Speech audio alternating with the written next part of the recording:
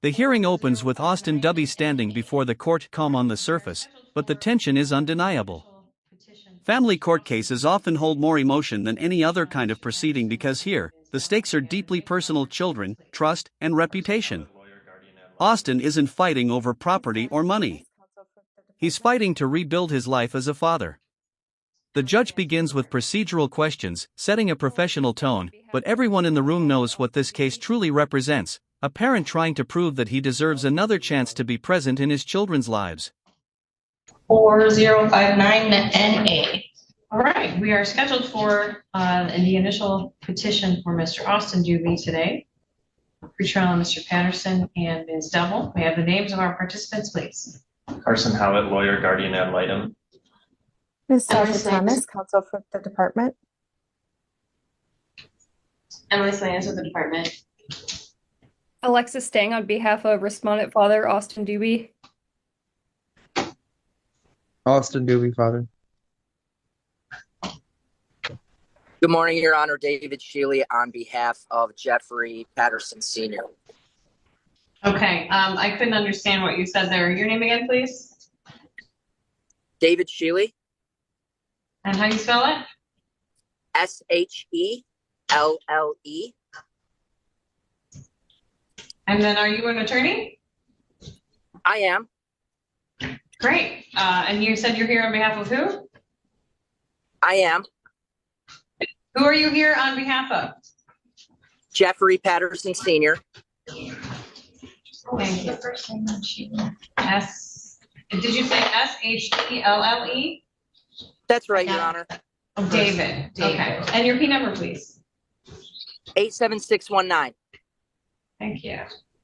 You're welcome. If we could have you just for future reference, put your name in under where you're appearing from. And we generally use the video if we are able to. Okay. All right. Thank you, Your Honor. Thank you. As it relates to Ms. Double. As the early testimony unfolds, the courtroom maintains a quiet focus. Austin's attorney appears calm, guiding him carefully through the judge's inquiries. Every response he gives carries weight. Judges look not only at compliance with previous orders but at attitude, tone, and consistency. The smallest sign of defiance or frustration can change how the court perceives a parent's stability. Here, Austin's composed manner may work in his favor, a sign that he's learned from past mistakes. It's not just what he says, but how he carries himself that tells the story of his transformation and readiness to be a responsible father. We'll be looking for Ms. Ariel Berger and Faith Double. Your Honor, I was just going to say, Your Honor, my notes, I'm so sorry, I don't have the order pulled up, but my notes indicate that today was just for Mr. Dubie, and then we were having a pretrial for the other parents on November 13th at 1. So that might be why they're not here. That was my understanding as well. Okay, let me make sure the order reflected that as well.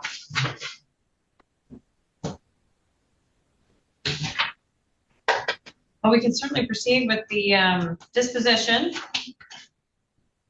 Your Honor, is Atlas in the courtroom? Atlas who? Democ, they would be our foster care worker. Oh, great. Okay. Is that who you would like to call? We typically would start with our LGAL. I just wanted to get their name on the record for appearances. Oh, very good. Yes. Who's our caseworker? Your name, please. Atlas Dimick. And will you spell that, please? ATLAS DIMOCK. DIMOCK. And Yes. Are you from an agency or department proper? Agency. Which agency? Hands Across the Water. Thank you. Okay. Any other parties for introductions before we start? Okay. Here's my prelim order. I'm sorry, Your Honor. Could you repeat that, please?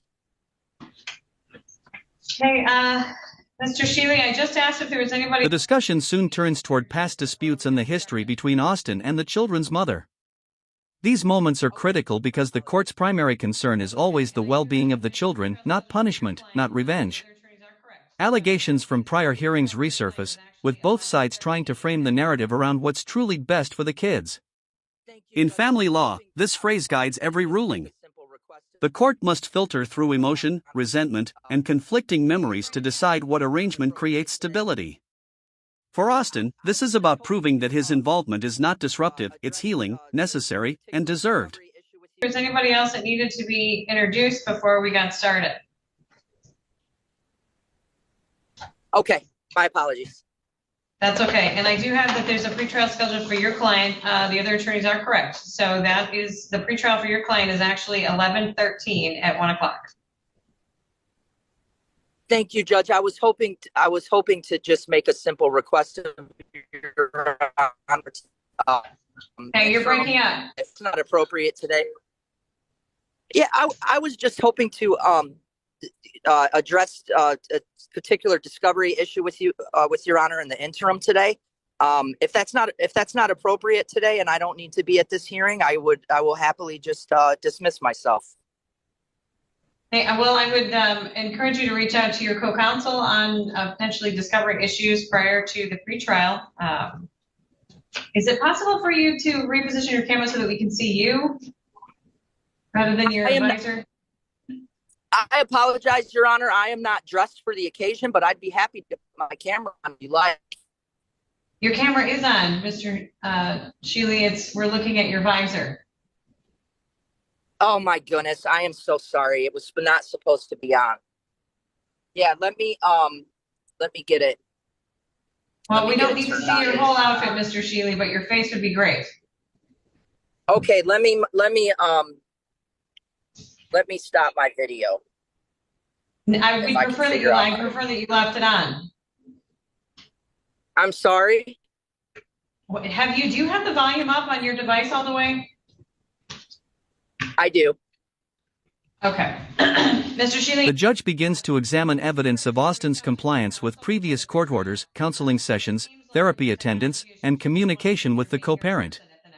This is the heart of custody review. Has the parent shown consistent effort to follow the plan? Austin's records indicate improvement, though the state's representative raises concerns about whether those improvements are sustainable. The tension builds as the conversation highlights a larger truth: the legal system doesn't only measure love, it measures accountability. Austin's willingness to engage in therapy and show emotional growth could be the factor that determines whether the court restores his parental rights. Mr. Shealy, I'll just encourage you to reach out to co-counsel before the pretrial. And it seems like with your technology issues, you may want to consider being here in person at the next hearing. Okay, Your Honor. Would you like me to remain in this hearing? There's no need. You may if you wish, but there's no need to, because it's just the schedule for Mr. Dubie today. Okay, great. I'm sorry if I wasted any of all y'all's time today. It's not a problem. All right. Thank you, Mr. Shealy. We'll see you in November. Thank you. You're welcome. Okay. All right. Let's go to our guardian ad litem. Yes, Your Honor. I was able to meet with the two middle children. The two other kids who were involved with the case were present as well, but obviously we're focused on the two middle today. On October 8th, 2025 on Zoom. They were really smiley and happy kids during my brief visit with them. I've met them previously, but it's been almost a year. So it was good to see them again and just see them in their new environment, being happy. They've made some significant progress in being placed with their maternal aunt. Their aunts and their teachers are reaching out, their daycare has confirmed with me just a lot of positives since they were taken into this new placement with their aunt. There were a lot of setbacks as well, and for a brief period during visitation with their parents, there was just a lot going on. The kids were asked to do 4 visits a week, 2 with dad, 2 with mom, and it just was a lot for them, and they were seeing a lot of behavior concerns like overall aggression and just defiance from the daycare provider's placement, and so the team came together and just kind of decided. As Austin speaks directly about his children, the courtroom atmosphere shifts. The legal language fades into something more human. His words reveal affection, regret, and a deep longing to rebuild trust. Family court judges often look for sincerity that can't be faked, the kind that comes through in tone and body language. Austin's voice softens when he mentions the moments he's missed, birthdays, school events, and ordinary days most parents take for granted. It's an honest portrayal of remorse and determination. These emotional moments may not win a case alone, but they can remind the court that redemption is possible. Decided that therapeutic visitation would best serve the kids, and that's why you received that ex parte order, petition and order. And we're hoping to get that set up as soon as possible. And I think that 2 of the 3 parents have already completed their intake or are completing their intake today. And that'll be with Miss Brene Moore, who has a lot of experience. And we're excited for that setup for those kids. In this placement, there was already 3 cousins there. So there's adding, these 2 kids and then their 2 siblings. There's been a lot going on with this home, but this placement, I can't, say enough good things about how they've done with just getting these kids into a routine and providing a structure. And I believe it's why we're seeing so many positives in their behavior when, the visitation was stopped. So I think we'll just continue to monitor at the therapeutic level how visitation is going, and if we need to increase and move to unsupervised, or we'll see how that goes, and we'll be in consultation with Ms. Brene Moore about that moving forward. But for now, I'm really excited for these kids to have this stability and structure moving forward, and just seeing what other types of progress can be made with them. Either child express their wishes due to their age. Thank you. Ms. Thomas, testimony today. Yeah, thank you, Your Honor. If Ms. Atlas Dimmick could be supported, please. All right, come on up to our witness stand. Ms. Thomas, while she's making her way up here, could you let me know? I don't have any proposed case services plan or any kind of court report for today. Could you tell me if one was sent in? Your Honor, in my file, I have that the court report was sent in on. Attention shifts to prior violations, missed visitations, and communication gaps that the opposing side claims show unreliability. These issues are serious because the court wants consistency above all else. Austin's attorney steps in to clarify timelines and contextual factors, highlighting that challenges like mental health, transportation, and employment can complicate compliance but don't erase effort. This is a common crossroads in custody cases, balancing empathy with accountability. The judge listens carefully, aware that every parent's path to stability looks different. What matters most is the pattern. Is the parent improving or repeating old mistakes? So sorry, pulling that up. And it was sent to the juvenile court email address on 10/10, and then a case service plan was sent in yesterday.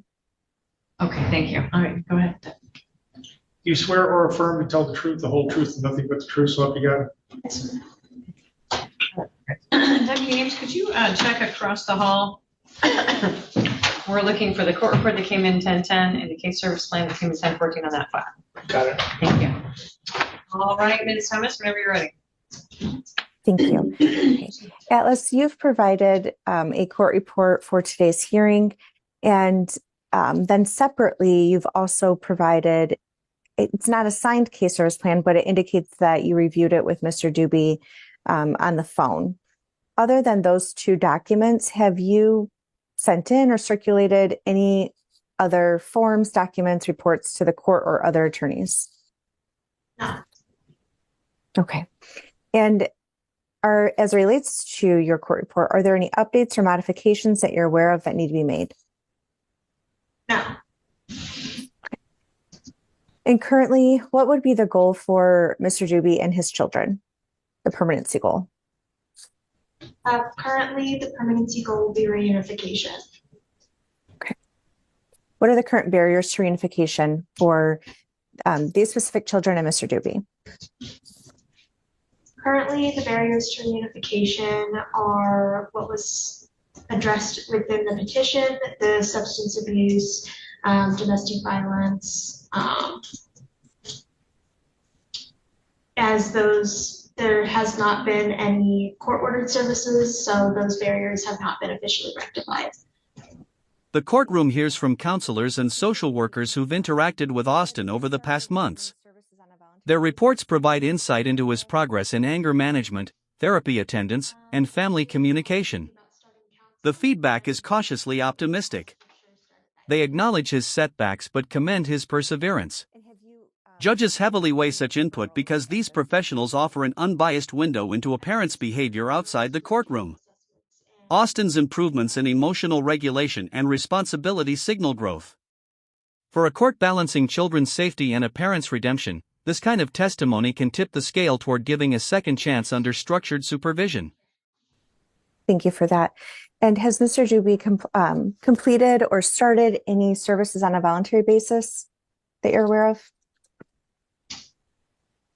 He did talk to me about starting counseling, but I do not know if he has for sure started that yet. Okay.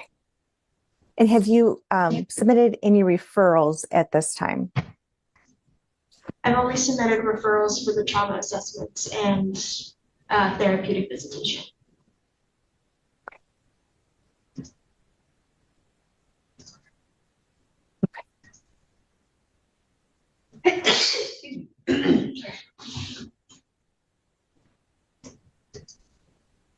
As it relates to parenting time, there was it was supervised, and I think it's currently pending getting the therapeutic parenting time in place.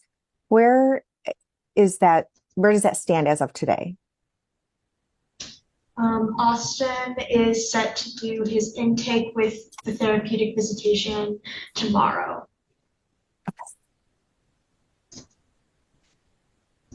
And then what would be the expected schedule for the therapeutic parenting time? Would it be like one time a week for 1 hour or something different? Currently, it is about once a week for 1 hour. Yes. Okay.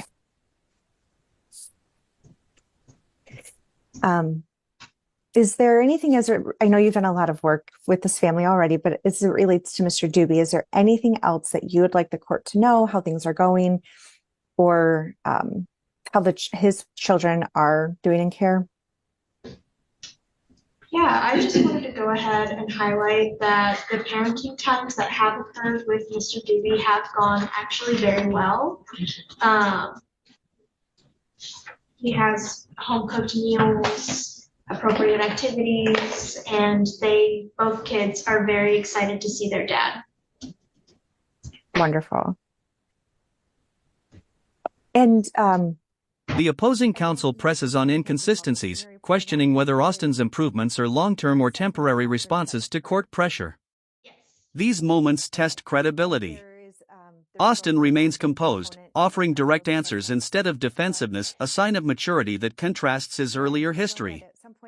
The judge intervenes occasionally to keep the exchange professional, demonstrating fairness on both sides. This back and forth reflects the essence of family law, constant tension between hope and skepticism. Every answer Austin gives either builds trust or undermines it.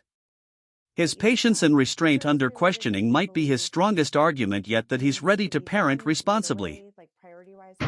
I don't know if I can't recall if this is in your report or not, but the trauma assessments have been scheduled, correct? Yes. Okay. And there is the referral for the bonding component as part of those assessments, correct? Yes. Okay. And I know that at some point there might have been some concern about just transportation for the children to their assessments. Has that been addressed with the family? Yes. Okay. And trying to think of anything else. Is there anything that you service related that you believe needs to be done right away, like priority wise for Mr. Dubie?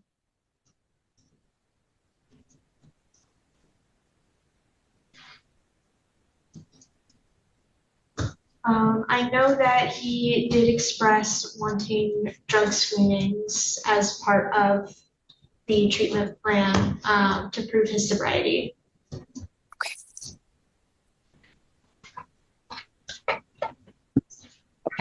And have you been able to develop a plan to assist him with that goal?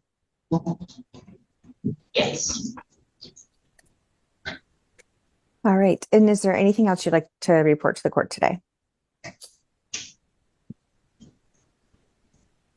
I think that covers it.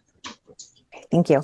Your Honor, I have no further questions and ask the court to admit the court report and enter the proposed case service plan as part of the order today. Thank you. Objection? No, Your Honor. No objections. All right, thank you. They have received questions for this witness, Ms. Stang. Yes, thank you. Were you able to view Mr. Dubie's housing then when those supervised visits did occur? Yes. Okay, and was the housing appropriate? Yes. Okay, so are there any concerns then at this point in time for you regarding any of his housing or his ability to maintain that housing? Not currently. Okay. Have you had any discussions with Mr. Dubie regarding his employment? Briefly. Okay. Can you just tell us a little bit about what that conversation entailed? Yeah. I know that he works at Domino's as a delivery driver. Okay. Is that something that you requested any additional information or income information from Mr. Dubie regarding? No. Okay. Is that something that you'll be requiring moving forward? Yes. Okay. And As the hearing progresses, the judge begins summarizing the facts on record. A sign the decision is near. The court notes Austin's compliance with most recent requirements, completion of key programs, and his expressed commitment to rebuilding family stability. Still, the prior history can't be ignored. Family court rulings often acknowledge progress while setting boundaries to protect children from regression. The judge's tone is thoughtful, not dismissive. It's a careful balance between caution and compassion. You can sense that Austin's fate may hinge on whether the court believes his change is lasting and supported by real-life consistency. And then, have any drug tests actually been administered yet per Mr. Dubie's request? No. Okay. What exactly is the plan that you testified to coming up with him for those tests? Once they're ordered, we will be able to administer them. Okay, so you just need a court order to be able to start that? Yes. Okay. Are there any specific areas at this point in time, I know it's early on, that you believe Mr. Dubie should focus on the most?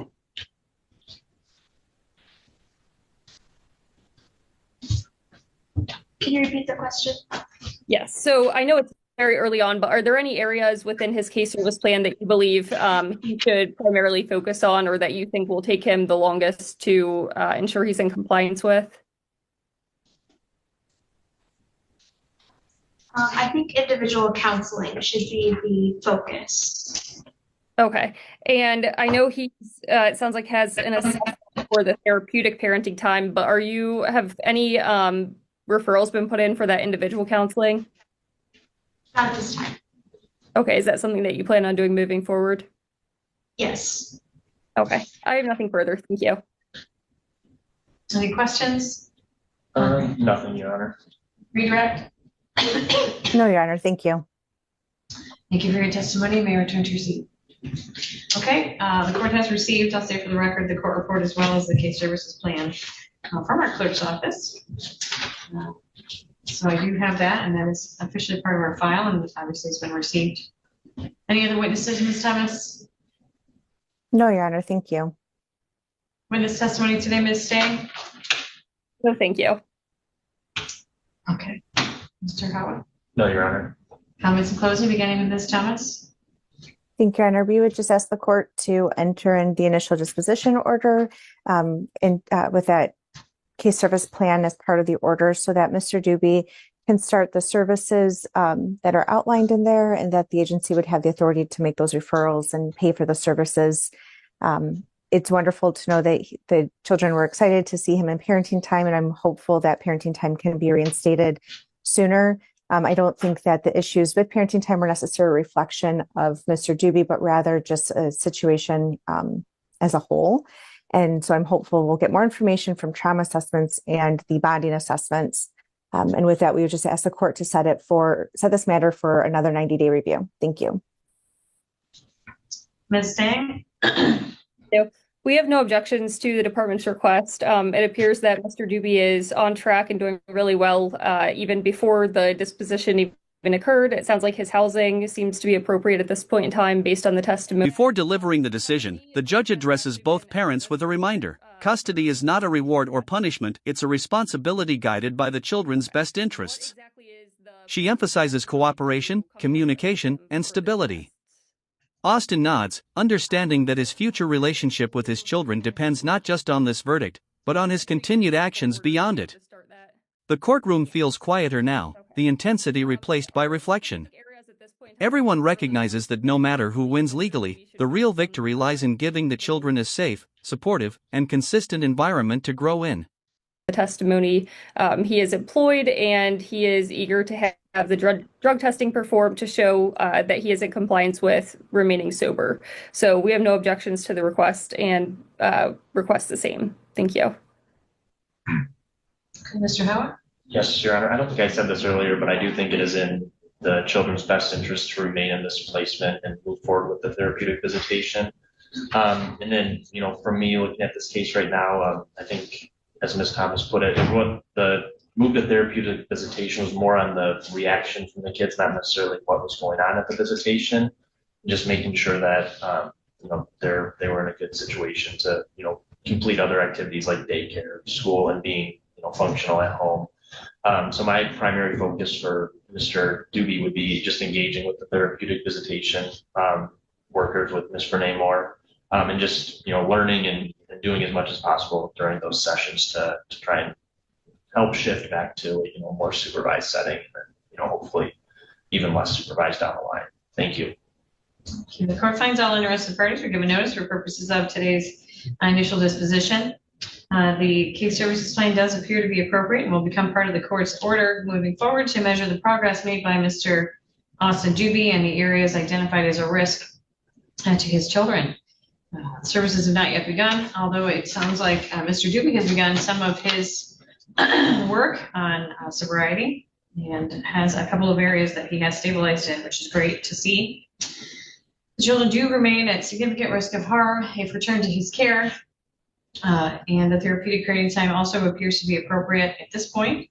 Once we have more recommendations from Ms. Renee Moore, I would expect our caseworker to just follow her recommendations.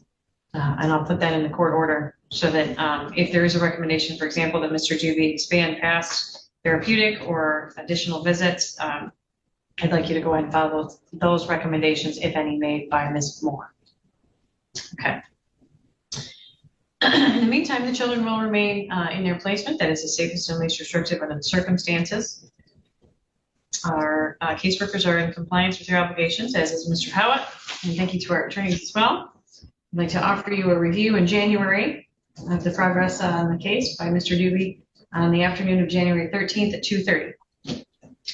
January 13th at 2:30 will be our first regular review, unless I hear that anybody's not available.